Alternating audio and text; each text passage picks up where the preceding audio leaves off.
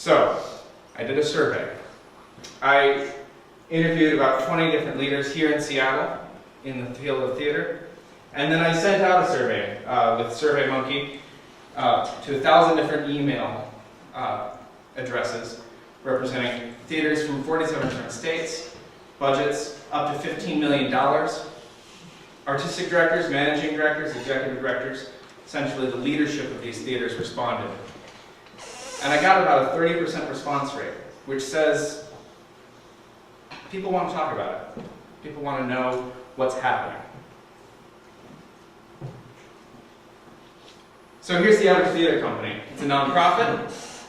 It has only in-house productions. It's a community dialogue theater, which is a category that I've created. Its primary purpose is to enrich the community or to create dialogue in the community. And it presents classics and news plays, mostly older adults, which is interesting because a lot of the theater sector complains about its audiences becoming older and older.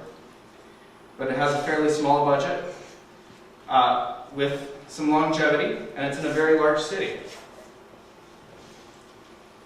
And from all of those respondents, those 272 that completed, we get 5 different types of theater based on their stated primary purpose: community dialogue, entertainment, artistic empowerment, new works, and preservation.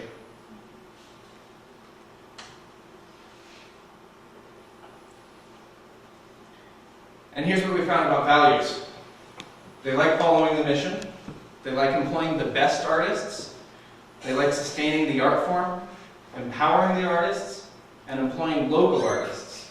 But there's already a potential conflict in these values. The local artists are not always the best artists.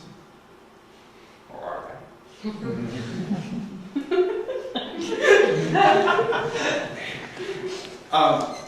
Interesting is that only a third of the sector highly values serving diverse communities, which is interesting because we're supposed to provide public benefit.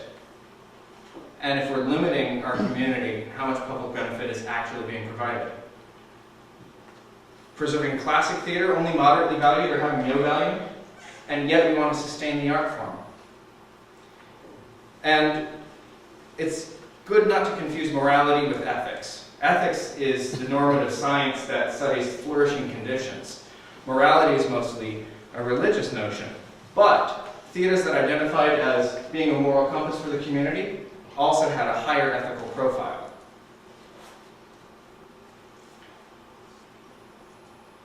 Here are some things that are impacting those values: artistic quality, strength of leadership, the financial resources that they have, and the community perception.